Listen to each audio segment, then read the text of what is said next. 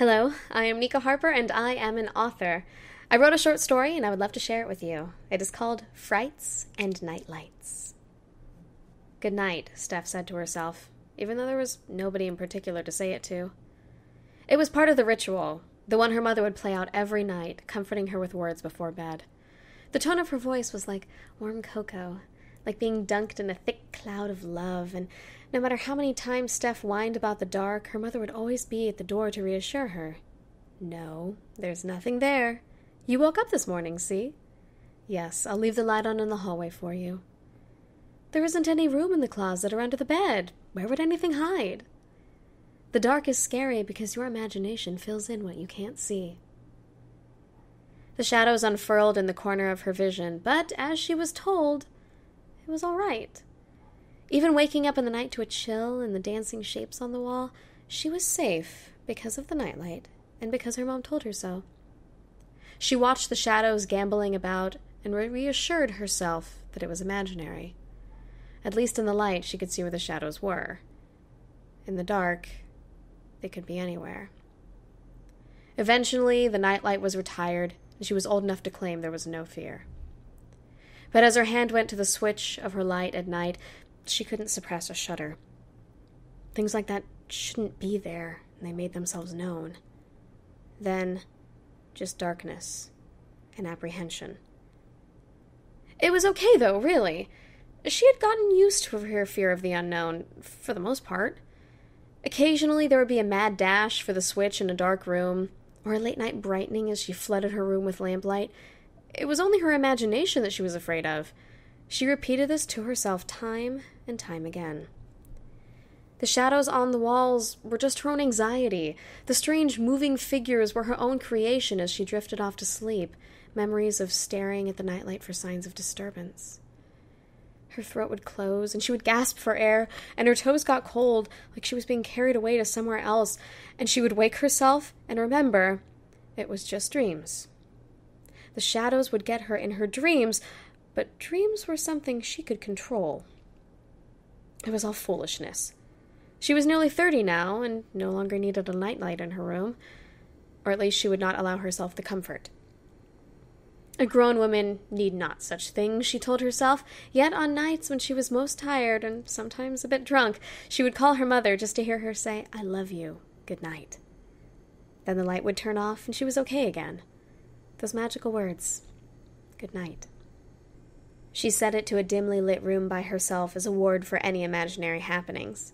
It worked, unless occasionally it didn't. Those weren't common, twice a month at most. Tonight she was worn out. Her day had been full and satisfying, and she could think of nothing more pleasant than resting her head on her pillow as her hand extended towards the lamp. The shadow dashed across the wall, claw-like and quick, and she snapped her hand back by instinct. Lamps did that. Their localized brightness did more to create shade than it did to repel. It was prime time for her mind to start playing tricks, and for little fears to creep in the cracks. The room was messier than she liked. A swamp of dirty laundry led to the bathroom. For a week, she'd been too busy to do anything but collapse into her bed every night, and it was becoming a cause of stress. The dishes were unwashed, and her desk was disorganized, and the floor of her bedroom was becoming a graveyard of discarded objects from the day. Clothing, receipts, packets of documents that had been useful for only a matter of hours. They littered the carpet with abandon. They also cast shadows. There was more than she expected, little flickering nothings that danced into the folds of her wardrobe. They seemed to peek out from upended trash bins, spilling its papery contents onto the floor. The light was steady, but her eyesight made the room move. That was foolish. Reaching out her hand one more time made Steph recoil, again clutching her fist to her chest and freezing in surprise. The shadow from the light should have moved from the left.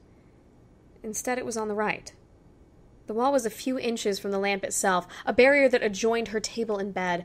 It was so close, and it was absolutely wrong. Her hand had been on the other side of the light source. Nothing should have moved on the wall at all. Mentally, Steph reminded herself that it was 2 a.m, and that her mother would not pick up if she called. This was not an emergency. She did not want her mom getting too upset unless it was a matter of real importance. Night terrors did not qualify. There was a limit to how much Steph could call on her mom to save her problems, and it wasn't a check she wanted to cash just yet. Maybe she could read a magazine? But her eyes were drooping, and she succumbed to the thought of rest, the dim light staying lit like a beacon of hope and good wishes. A gasp and a choke awoke her. She clutched at her throat and chest, shooting upright in the bed and sucking in air. Her throat hurt like it had been compressed, and she removed her fingers from her neck, noting that her own terror was probably the cause. Did any other people have this sort of thing to look forward to? Did they dream? Did they fear and wake up in the night and grow afraid of their own imaginings? Steph pouted.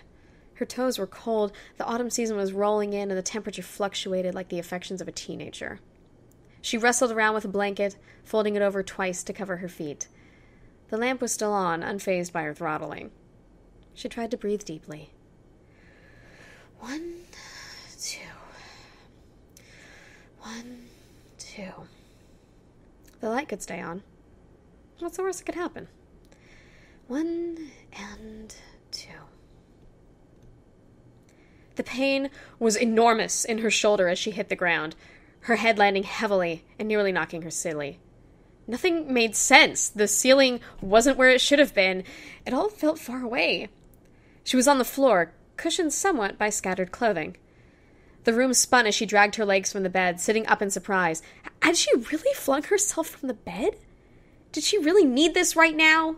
Hard work and satisfaction and a new crush at her work, and in a world where things felt like they were going great, she decided to sabotage herself with bad dreams and night flailings. She started to cry. Her arms wrapped around her knees, already reacting to the biting cold as her toes wiggled for warmth. She had thrown off the blanket and flung herself sideways off the bed, like dropping the gauntlet in a war against sleeping patterns. Don't need it, don't need it, don't want it. She was just so damn tired. Her tears made the shadows waver like a kaleidoscope, and she felt colder just thinking of it. She closed her eyes, crawling back under the bed sheets and rubbing her chilled toes in her hands. The clock said nearly 4 a.m., and she shed a couple more tears for that, letting the darkness of the room wiggle in its delight. Maybe the lamp was affecting her somehow, like upsetting her unconscious and not letting it rest, but as her hand reached once more towards the switch, she remembered the reflective shadow and decided against it once more. Actually, a bathroom break wouldn't be that bad. She held warm tap water to her face, washing away the salty residue of tears. Her feet were near freezing now. She dug out a pair of socks from the hamper in the bathroom and calmed herself in the comfort of the bright lights. If all else failed, she could call into work tomorrow with a migraine, but her work was so important, and he would be there, and they had a meeting tomorrow, and he was going to... maybe that's why she was so stressed. Digging in her medicine cabinet, she found a gloppy bottle of nighttime medicine and took a dose. Relax. Let the chemicals do what the chemicals want. She doubled the blanket over her feet, left the light on again, and settled down with the lingering taste of licorice medicine in her mouth. It was windy, and the room sounded like whispers. She awoke before she hit the ground, kicking out of the coldness like icy little bites and the tingle of poor circulation. She felt nothing but needle-like pain in her leg, and trying to stand resulted in flopping painfully to the ground once more. The socks were missing. The window was open. The bedside lamp was still on. Steph lunged for the light switch in her room, stumbling on tangles of clothing and impaired feet. She was still half asleep, her body drunk on exhaustion. Shadows swam in her vision and crept over the walls as she walked further from the light. The little figures danced and hopped, tiny devils with thin arms made of nothing but imaginations and fear. They weren't real. The window wasn't open, she was dreaming and cold, and the medicine was a bad idea. The ceiling lamp turned on, flooding the room with a warm yellow glow, and she rested against the wall underneath it, tilting her head back and driving away the little demons that plagued her. Steph made up her mind to go to a doctor, especially when she noticed that her foot was covered in tiny red scratches. She froze, her breath catching in her throat. It must have been her own panic, or her own foot rubbing the socks off in her nightmare. She closed her eyes and ticked away the seconds until her breathing normalized and her legs felt like legs again. 1 breath, 2 breaths, a few more. Her head lolled sideways onto her shoulder, her hair swishing to cast a shadow on the wall behind her, and she shot upright, panting again. On her shoulder. It had been there too, No, that's absurdity. That is crazy talk. That's a panic attack, is what that is. The lights were on, the room was warm and bright, except for the parts that were under something else. Little spiked heads peeked out from under the chairs. Tiny arms grasped the laundry and waited for her. Sharp, clawed hands poked at the undersides of her feet, hiding from the light in the pockets of the shade they created. Steph was losing her mind. She turned on the other lights she found, a string of Christmas lights she had been too lazy to take down, a nightlight she jammed ineffectually into an outlet that refused to turn on until the sensor said it was dark enough. She pulled it out. She stood upright, directly under the ceiling light, watching the chairs and tables shift subtly with the restless movements of tiny bodies. Call the emergency line, she told herself, but all she could think about was her mother. The window was open, and her blanket hung half out. Was she forcing herself out? Was she being dragged? It was quiet, too early for anything to be awake. The latest of late and the earliest of mornings had created a vacancy, a dead zone where nobody would know if the shadows were coming for you. She kicked a sweater towards the door and watched something skitter to nearby safety. Then she didn't touch the furniture anymore. At least in the light, you could see where the shadows were. The more light she turned on, the darker and deeper they got. Those twiddly little arms turned to thick, dark limbs from a stray pencil or power cord. They stayed and waited, moving only when she turned her head to survey another. The light made them stronger, defined, patient. Dark shapes crept in from under low chairs, peeked their heads out, and whispered. Maybe it would be morning soon. It was only a few hours away. How long could she stand? Could they live in the dark? If the light defined them, then what would the darkness be? Steph watched a skittering shadow move from one abandoned pair of trousers to another. Then she reached out and turned off the overhead light. A dull hiss spread across the room. The tiny arms could be seen creeping over the bookshelves and buckled shoes. Thin little trails of bodies, insect-like appendages that never quite reached the light. They shuffled and waited and rejoiced. Steph grabbed a hold of the cord and pulled the night table lamp from the wall. The room was black, whispering, dropping sharply from a hiss to a hum. How many ants can carry a body? How many dust mites can move a mountain? Her eyes flashed the memory of light and shapes in front of her. She stood up straight in the dead center of the room and waited until morning.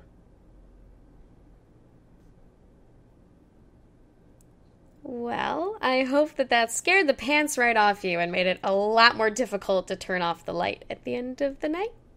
Because it sure did me, and I think that's what makes a good scary story, is it scaring the author as well. At least I hope so. Thank you so much for listening. Please check out 13 Days, 13 Shorts, made by my friend Omar. He's collecting a whole bunch of creative works on the 13 days leading up until Halloween, and this one was on the topic of moving shadows, even though I'd kind of written it before then, and I didn't know that shadows was a part of the topic. So that worked out great for me.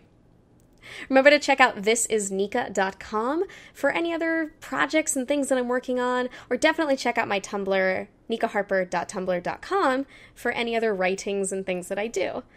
And of course, tell me how you think of this.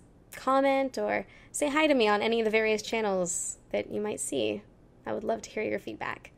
Thank you so much for listening. I hope you're scared. And happy Halloween.